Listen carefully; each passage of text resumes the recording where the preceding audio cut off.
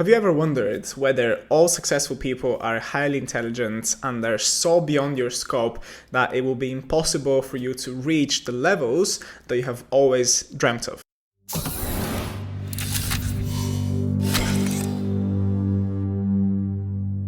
I can see how that can be discouraging and leave you feel not good enough, because most of the time what you see on social media or on the TV can make it seem like only a certain type of person can be successful, and if you're not this type of person, then you're just left feeling like crap. I read recently about how important the environment is to the development of the potential of someone's intelligence. Your IQ score can be affected by what environment you grow up in, just like anything else in life. So even though you may have this genetic potential, it's not certain that you will ever reach it. Don't you think that applies to almost anything in life? So you may be born with the greatest mind of all time, but if you are born amongst people who, instead of pushing you to your limits in a good way, are instead dragging you down with their own insecurities and beliefs. This happens to so many people, and I've seen it happen to others as well as experienced it myself. The problem is that most of the time the people around you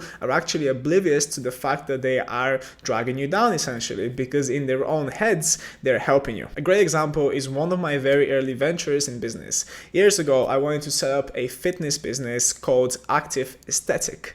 Yeah, I know, it's a bit cheesy, but I was 18 and I was really into fitness. Anyway, at the time, I was so obsessed with fitness that I used to get up at 3 a.m. in the morning to cook my meals for the day, so that around 6 a.m. I could be out the door heading to the gym. I used to train until 8 a.m. and then head to work, which after I finished around 5 p.m. would leave very quickly and head over to the gym for my second session.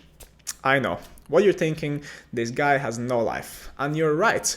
My life revolved around fitness, as that was my obsession. And naturally, I wanted to make a living off of that. The obsessive behavior was an issue, and I see that now. But the other issue was that my parents saw it as a waste of time, and they would keep telling me to look for a secure office job that pays the bills, keep my head down, and maybe I will be able to have a nice life. And if any of you know me, you would also know that an office job and a nice, boring life is my worst nightmare. But for them, it was a way for me to stay safe, so I can see how they were trying to help me basically, but at the same time, they weren't helping. As much as my behavior was obsessive and generally stupid, it laid the groundwork for my future development. I managed to show myself that with enough dedication and hard work, I was capable of everything. When I was 19 years old, I was a student in a foreign country with no money and nothing to fall back on. All I had to rely on was my mind, basically, the mentality to persevere and to never give up no matter what.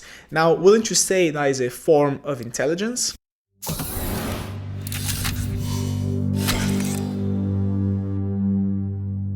What I'm trying to tell you here is that intelligence is not simply measured in someone's ability to say complicated words or to solve complicated mathematical equations. It is also measured in a person's ability to handle what happens to them in life. If you think about it, things happen to you in life for some reason, which at the time of happening, you can't see. But every time a couple of years pass and we look back towards that time, we always see the reason. I believe that real intelligence is actually being able to read what happens to you, break down the event, identify the signs, and understand how the situation can be beneficial for you in the long term. And that is another way your environment can affect your intelligence. The better you become at reading the situations that life puts you in, the quicker you will be able to derive what you need from them and see the path that you need to take. If you allow life to make you feel like it is doing something bad to you and putting you in these situations